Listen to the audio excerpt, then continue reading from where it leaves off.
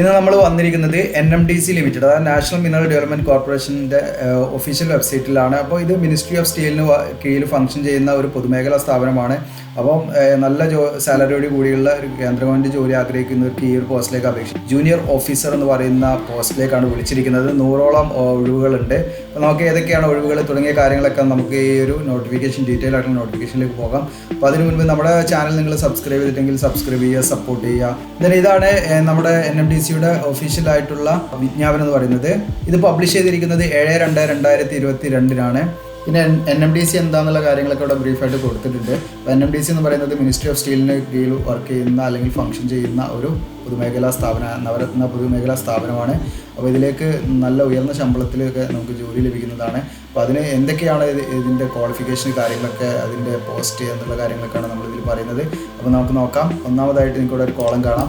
അപ്പോൾ ഏതാ പോസ്റ്റ് എന്ന് വെച്ചാൽ ജൂനിയർ ഓഫീസർ എന്ന് പറയുന്ന പോസ്റ്റാണ്. അത് ഓരോരോ ട്രേഡ് അല്ലെങ്കിൽ ഓരോരോ ബ്രാഞ്ച് വൈസ് ആയിട്ട് ഇവിടെ കൊടുത്തിട്ടുണ്ട് ഒഴിവുകൾ. അപ്പോൾ സിവിലിൽ വരുന്നത് 7 ആണ്. ദെൻ ഇലക്ട്രിക്കലിൽ ഒഴിവ് വരുന്നത് 14 ദെൻ മെക്കാനിക്കലിൽ 33 ദെൻ മൈനിങ്ങിൽ 32 ദെൻ G&QCയിൽ വരുന്നത് 7 ദെൻ നമ്മുടെ സർവേയിൽ വരുന്നത് 1 ഒഴിവാണ്. ഇത്രയും ഒഴിവുകളാണ്. ഇപ്പം 100ഓളം ഒഴിവുകളാണ് ഇതിൽ വന്നിരിക്കുന്നത് എന്നതാണ്. ഇനി നമ്മൾ നോക്കുന്നത് ക്വാളിഫിക്കേഷൻ ആൻഡ് എക്സ്പീരിയൻസ് ആണ്. അപ്പോൾ ക്വാളിഫിക്കേഷൻ എക്സ്പീരിയൻസിൽ നിങ്ങൾക്ക് നോക്കാം. സിവിൽ ഡിസിപ്ലിനിൽ വരുന്ന 3 വർഷത്തെ ഡിപ്ലോമ, സിവിൽ എഞ്ചിനീയറിംഗിൽ 3 വർഷത്തെ ഡിപ്ലോമ, അല്ലെങ്കിൽ നമുക്ക് എന്താണ് ഡിഗ്രി ഇൻ സിവിൽ എഞ്ചിനീയറിംഗ് ആണ്.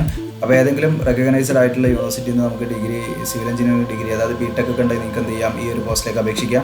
ഇനി ഡിപ്ലോമക്കാരാണെങ്കിൽ അവർക്ക് എന്ത് വേണം, ഇവിടെ മിനിമം എക്സ്പീരിയൻസ് ഇവിടെ പറയണം. മിനിമം 5 years എക്സ്പീരിയൻസ് വേണമെന്ന് പറയുന്നുണ്ട്. പോസ്റ്റ് ക്വാളിഫിക്കേഷൻ എക്സ്പീരിയൻസ് പറയുന്നുണ്ട്.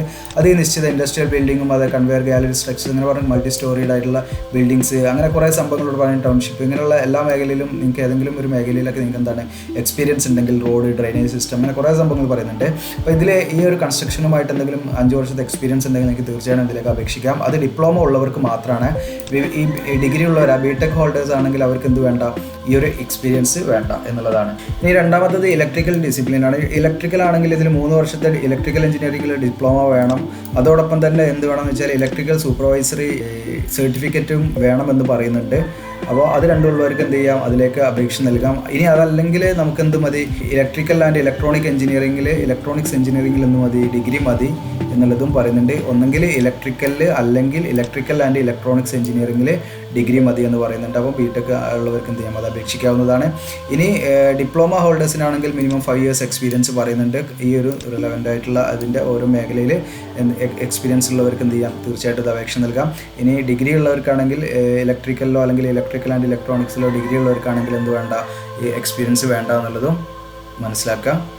ദെൻ അടുത്തത് മെക്കാനിക്കൽ ഡിസിപ്ലിനാണ്. മെക്കാനിക്കൽ ഇതുപോലെ തന്നെ 3 year ഡിപ്ലോമ മെക്കാനിക്കൽ എഞ്ചിനീയറിംഗിൽ വേണമെന്ന് പറയുന്നുണ്ട്.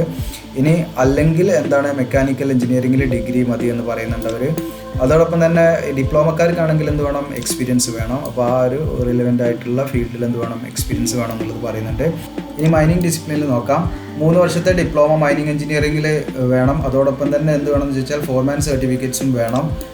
ഇനി അതല്ലെങ്കിൽ ഡിഗ്രിയാണ്, മൈനിങ് എഞ്ചിനീയറിംഗിൽ ഡിഗ്രി അതോടൊപ്പം തന്നെ ഡിഗ്രി ആണെങ്കിൽ എന്താണ്, 2nd class മൈൻസ് മാനേജർ എന്ന് പറയുന്ന സർട്ടിഫിക്കറ്റ് വേണമെന്ന് പറയുന്നുണ്ട്. അപ്പോൾ ഈ 2 കാര്യം ശ്രദ്ധിക്കുക. പിന്നെ അതിൽ എക്സ്പീരിയൻസ് ഡിപ്ലോമ ഹോൾഡേഴ്സിനാണെങ്കിൽ minimum 5 years qualification experience, post qualification experience പറയുന്നുണ്ട്. ഡിഗ്രിക്കാർക്ക് വേണ്ട.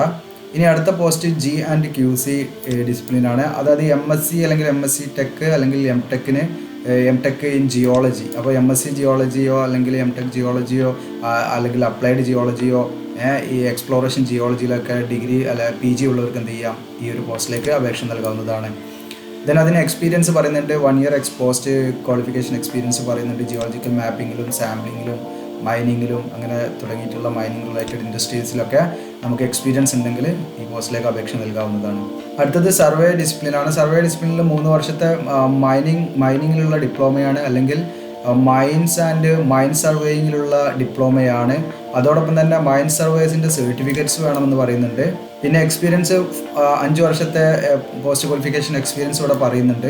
മെറ്റൽ മൈൻസ്, അതുപോലെ സർവേയർ, അങ്ങനെയുള്ള കാര്യങ്ങളിലൊക്കെ നമുക്ക് എന്താണ് എക്സ്പീരിയൻസ് ഇവിടെ പറയുന്നുണ്ട്. ഇനി നമ്മൾ നോക്കുന്നത് ഏജ് ആണ്. മാക്സിമം ഏജ് എന്ന് പറയുന്നത് 32 വയസ്സാണ്.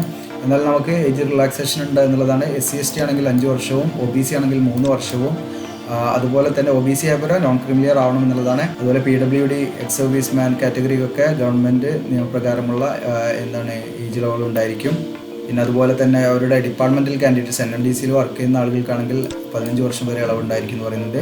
പിന്നെ സ്റ്റൈപ്പൻഡ് ആണ്. സ്റ്റൈപ്പൻഡ് എന്ന് പറഞ്ഞാൽ ഈ ഒരു പോസ്റ്റിൻ്റെ പ്രത്യേകത എന്ന് പറഞ്ഞാൽ ഫസ്റ്റ് നമുക്കൊരു ട്രെയിനിങ് പീരീഡ് ഉണ്ടാകും. ആ ട്രെയിനിങ് പീരീഡ് നമ്മൾ കംപ്ലീറ്റ് ചെയ്താൽ മാത്രമാണ് നമ്മുടെ പോസ്റ്റ് പെർമനൻ്റ് ആവുന്നത്. അപ്പോൾ ആ ട്രെയിനിങ് പീരീഡ് നമ്മൾ സക്സസീവായിട്ട് ചെയ്ത് കഴിഞ്ഞാൽ മാത്രമേ നമ്മൾ പെർമനൻറ്റ് പോസ്റ്റിലേക്ക് നമ്മളെ എടുക്കുന്നുള്ളൂ. അപ്പോൾ ആ ട്രെയിനിങ് പീരീഡിൽ നമുക്ക് ലഭിക്കുന്ന തുകയാണ് ഈ സ്റ്റൈപ്പൻഡ് ആയിട്ട് പറയുന്നത്. ഇവിടെ നിങ്ങൾക്ക് നോക്കാം, ജൂനിയർ ഓഫീസറിൽ സിവിൽ, ഇലക്ട്രിക്കൽ എല്ലാ ബ്രാഞ്ചസിൻ്റെ ഇവിടെ പറയുന്നുണ്ട്. അപ്പോൾ ഈ ജൂനിയർ ഓഫീസറിൻ്റെ ഇപ്പോൾ ഡിഗ്രി ഹോൾഡേഴ്സിനുള്ള സ്റ്റൈപ്പൻഡ് ഇവിടെ പറയുന്നുണ്ട്, ഡിപ്ലോമക്കാർക്കുള്ളുണ്ട്. ഇപ്പോൾ ഡിഗ്രി ഹോൾഡേഴ്സിനാണെങ്കിൽ 12 മാസമാണ് ട്രെയിനിങ് പീരീഡ്, ഡിപ്ലോമ ഹോൾഡർ ആണെങ്കിൽ അവർക്ക് 18 മാസം ട്രെയിനിങ് പീരീഡ് ഉണ്ട് എന്നുള്ളതാണ്. അപ്പോൾ ഡിഗ്രി ഹോൾഡേഴ്സ് ആണെങ്കിൽ അവർക്ക് സ്റ്റൈപ്പൻഡ് ആദ്യത്തെ ഈ 12 മാസം അവർക്ക് ലഭിക്കുന്ന സ്റ്റൈപ്പൻഡ് എന്ന് പറയുന്നത് 35,000 രൂപയായിരിക്കും. ദെൻ നമ്മുടെ ഡിപ്ലോമ ഹോൾഡേഴ്സ് ആണെങ്കിൽ അവർക്ക് കിട്ടുന്നത് എത്ര ആയിരിക്കും എന്ന് വെച്ചാൽ 35,000 രൂപ ആയിരിക്കും ആദ്യത്തെ 12 മാസം. ബാക്കി വരുന്ന 6 മാസം 38,000 രൂപ, 1000 രൂപ കൂടുന്നതാണ് എന്നുള്ളതാണ്. അതായത് 12 മാസം കഴിഞ്ഞ് ബാക്കി 6 മാസം അവർക്ക് 1000 രൂപയും കൂടെ കൂടി 38,000 രൂപ കിട്ടും. ഇനി നമ്മളെ നമ്മുടെ ട്രെയിനിങ് പീരീഡ് നമ്മൾ കംപ്ലീറ്റ് ആക്കി കഴിഞ്ഞാൽ നമുക്ക് പെർമനൻ്റ് ആയിട്ടുള്ള പോസ്റ്റിലേക്കാണ് നമ്മളെ നിയമിക്കുന്നത്. അതിന് നമുക്ക് ലഭിക്കുന്നത് ഈ പേ സ്കെയിൽ എന്ന് പറയുന്നത് 37,000 മുതൽ 1,30,000 എന്നുള്ള ആ ഒരു സ്കെയിലാണ് നമുക്ക് പേ സ്കെയിലിൽ ലഭിക്കുന്നത്. ഇനി നമ്പർ ഓഫ് പോസ്റ്റ് റിസർവേഷൻ കൂടെ കൊടുത്തിട്ടുണ്ട്, ജസ്റ്റ് നിങ്ങൾക്ക് നോക്കാവുന്നതാണ്. നമ്പർ ഓഫ് പോസ്റ്റ് നമ്മൾ മുകളിൽ പറഞ്ഞതാണ്. പിന്നെ റിസർവേഷൻ വൈസ് ആയിട്ടുള്ള ഒഴിവുകൾ നിങ്ങൾക്ക് ഇവിടെ കൊടുത്തിട്ടുണ്ട്. PWD കാറ്റഗറീസ് അലൗഡ് ആയ കാറ്റഗറീസ് കൂടെ കൊടുത്തിട്ടുണ്ട്.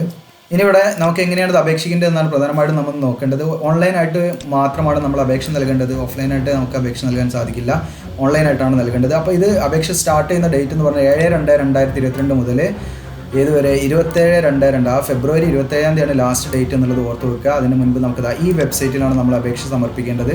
അപ്പോൾ ഇതിൻ്റെ ലിങ്കൊക്കെ ഞാൻ നമ്മുടെ ഡിസ്ക്രിപ്ഷനിൽ ഇടാം. അപ്പോൾ ഡിസ്ക്രിപ്ഷനിൽ നമുക്ക് ഫേസ്ബുക്ക് പേജും ടെലഗ്രാം ഗ്രൂപ്പ് ലിങ്കൊക്കെ ഉണ്ട്. അതിലൊക്കെ നിങ്ങൾ എന്ത് ചെയ്യുക, ജോയിൻ ചെയ്യുക, സപ്പോർട്ട് ചെയ്യുക. അപ്പോൾ അവരുടെ കരിയർ എന്ന് പറയുന്ന ഈ ഒരു പേജിൽ പോയിട്ടാണ് നമ്മൾ എന്ത് ചെയ്യേണ്ടത്, അപ്ലൈ ചെയ്യേണ്ടത്. അതിൻ്റെ ഒരു ഡെമോ ഞാൻ ലാസ്റ്റ് കാണിക്കാം വീഡിയോയുടെ.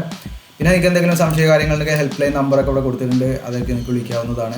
പിന്നെ നമുക്ക് അപേക്ഷാ ഫീസ് ഉണ്ട്. അപേക്ഷാ ഫീസ് 250 രൂപയാണ്.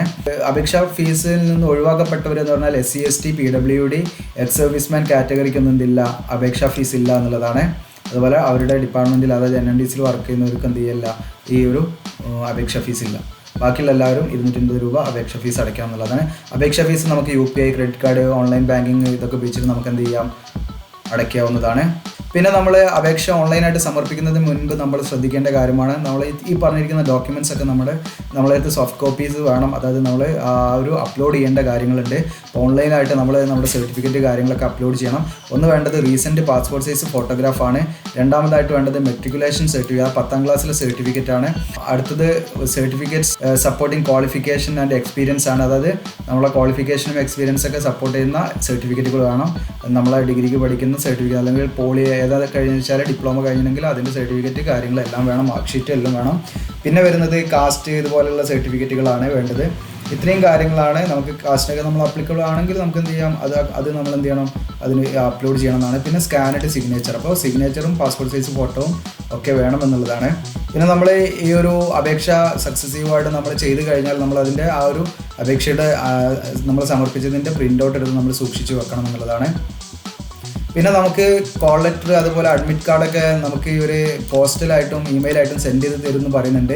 എങ്കിലും അവരുടെ അഡ്മിറ്റ് കാർഡും ഈ ഒരു കോൾ ലെറ്ററും ഒക്കെ എന്താ വെച്ചാൽ അവരുടെ വെബ്സൈറ്റിൽ, NMDCയുടെ വെബ്സൈറ്റിലും കരിയർ എന്ന് പറയുന്ന അവരുടെ ആ ഒരു വെബ് പേജിൽ എന്ത് ചെയ്യാം, നമുക്ക് ലഭിക്കുമെന്ന് പറയുന്നുണ്ട്. പിന്നെ മോഡ് ഓഫ് സെലക്ഷൻ ആണ്. മോഡ് ഓഫ് സെലക്ഷൻ എന്ന് പറയുന്നത് written test, supervisory skill test ഒക്കെയാണ് ഇതിലുള്ളത്.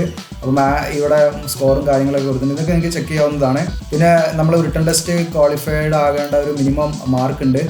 ഇപ്പം SC ST PWD കാറ്റഗറി ആണെങ്കിൽ 40 മാർക്കാണ്. OBC നോൺ ക്രീമിയർ ആണ് 45 മാർക്ക് മിനിമം നമ്മൾ എന്ത് ചെയ്യണം, വാങ്ങിയിരിക്കണം, എന്നാലേ നമ്മൾ റിട്ടൺ ടെസ്റ്റിൽ പാസ്സാവുള്ളൂ.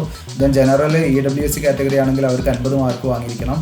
നമുക്ക് എന്താ പറയുക, ഈ ഒരു മാർക്ക് നമ്മൾ സ്കോർ ചെയ്താൽ മാത്രമേ റിട്ടൺ ടെസ്റ്റ് മിനിമം നമ്മൾ പാസ്സാവുള്ളൂ. അത് കഴിഞ്ഞിട്ടാണ് നമുക്ക് ഈ ഒരു സൂപ്പർവൈസറി സ്കിൽ ടെസ്റ്റ് ഉണ്ടായിരിക്കുക എന്ന് പറയുന്നുണ്ട്. അതിനും ആ പെർസെൻറ്റേജ് വൈസിലൂടെ പറയുന്നുണ്ട്, എത്രയാണ് അതിൻ്റെ ക്വാളിഫയിങ് മാർക്ക് എന്ന് പറയുന്നുണ്ട്, പെർസെൻറ്റേജ് പറയുന്നുണ്ട്. പിന്നെ ബാക്കിയൊക്കെ ജനറലായിട്ട് കുറേ കാര്യങ്ങളിലൂടെ പറയുന്നുണ്ട്. ജസ്റ്റ് നിങ്ങൾക്ക് ഈ PDF ലിങ്ക് നമ്മുടെ ഡിസ്ക്രിപ്ഷനിൽ ഇടുന്നതാണ്. അപ്പം ജനറൽ കണ്ടീഷൻ കാര്യങ്ങളൊക്കെ നിങ്ങൾക്ക് എന്ത് ചെയ്യാം ഒന്ന് വായിച്ച് നോക്കാവുന്നതാണ്. അപ്പോൾ ഈ ജനറൽ ഇൻസ്ട്രക്ഷൻ മുഴുവനായിട്ട് നിങ്ങളൊന്ന് വായിച്ച് നോക്കുക. എന്തെങ്കിലും ഡൗട്ടോ കാര്യങ്ങളൊക്കെ ഉണ്ടെങ്കിൽ നമ്മുടെ കമൻറ്റ് സെക്ഷനിൽ നിങ്ങൾക്ക് ചോദിക്കാവുന്നതാണ്. ഇനി നമ്മൾ എങ്ങനെയാണ് ഇത് അപേക്ഷ നൽകേണ്ടത് എന്നാണ്. ജസ്റ്റ് നമ്മൾ ഇവിടെ നിങ്ങൾക്ക് കാണാം, ഈ ഇതിൻ്റെ റൈറ്റ് കോർണറിലായിട്ട് നിങ്ങൾക്ക് കാണാം ഈ ഒരു 3 ലൈന് കാണാം. ഈ ലൈനിൽ ജസ്റ്റ് നമ്മൾ ക്ലിക്ക് ചെയ്യാണ്. അപ്പോൾ നമുക്കിവിടെ കാണാം ഇവരുടെ ഈ ഒരു ബട്ടൺ കാണാം, കരിയറിൻ്റെ ഒരു ബട്ടൺ കാണാം. ആ ബട്ടണിൽ ജസ്റ്റ് നമ്മൾ ക്ലിക്ക് ചെയ്യാണ്. അപ്പോൾ ക്ലിക്ക് ചെയ്യുമ്പോൾ അവരുടെ കരിയറിൻ്റെ പേജിലേക്കാണ് വരുന്നത്. അപ്പോൾ കരിയറിൻ്റെ പേജിലേക്കാണ് നമ്മൾ വന്നിരിക്കുന്നത്. അപ്പോൾ അതിൽ ഫസ്റ്റ് ആയിട്ട് കാണുന്ന 7 ഫെബ്രുവരി 2022. ഇതാണ് നമ്മുടെ ഈ ലിങ്ക് എന്ന് പറയുന്നത്. Click here for complete notification or apply online. അപ്പോൾ ഈ ലിങ്ക് വഴിയാണ് നമ്മൾ എന്ത് ചെയ്യേണ്ടത്, അപേക്ഷ നൽകേണ്ടത്.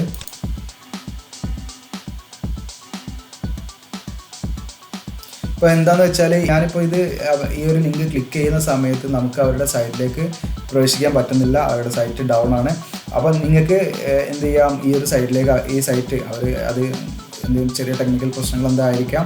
അപ്പോൾ അതുകൊണ്ട് അത് പിന്നീട് എന്ത് ചെയ്യും, ആക്റ്റീവ് ആകുമെന്നാണ് വിചാരിക്കുന്നത്. അപ്പോൾ നിങ്ങൾക്ക് എന്ത് ചെയ്യാം, അതിലേക്ക് അപേക്ഷ നൽകാം. അപ്പോൾ ഈ ഒരു സമയത്ത് എനിക്ക് പറ്റുന്നില്ല നിങ്ങൾക്കത് കാണിക്കാൻ. ഇനിയിപ്പോൾ ഞാൻ രണ്ടാമതും ജസ്റ്റ് ക്ലിക്ക് ചെയ്താലും ഇങ്ങനെ തന്നെയാണ് വരുന്നത്. അപ്പോൾ അവരുടെ സൈറ്റിൽ വരുന്ന എന്തെങ്കിലും ഇഷ്യൂസ് ആയിരിക്കാം. അപ്പോൾ ഇതൊരു ടെമ്പററി ആയിട്ടുള്ള പ്രശ്നമായിരിക്കാം. അത് കാരണം ഇന്ന് തന്നെ ചിലപ്പോൾ അതൊക്കെ ക്ലിയർ ആവാം. അപ്പോൾ ഈ ലിങ്ക് വഴിയാണെന്ന് നിങ്ങൾ ഓർത്ത് വെക്കുക. ഇതിൻ്റെ ഈ ഒരു പേജിൻ്റെ ലിങ്കൊക്കെ നമ്മുടെ ഡിസ്ക്രിപ്ഷനിൽ ഇടുന്നതാണ്. ആ ലിങ്ക് ജസ്റ്റ് ക്ലിക്ക് ചെയ്താൽ നിങ്ങൾക്ക് ഈ ഒരു പേജിലേക്ക് എത്തും. ഈ പേജിൽ നിങ്ങൾക്ക് എന്ത് ചെയ്യാം, ഇവിടെ just click here for complete notification or apply online എന്നുള്ള ഇതിൽ ജസ്റ്റ് നിങ്ങൾ ക്ലിക്ക് ചെയ്താൽ നിങ്ങൾക്ക് എന്ത് ചെയ്യാം, അപേക്ഷ നൽകാവുന്നതാണ്.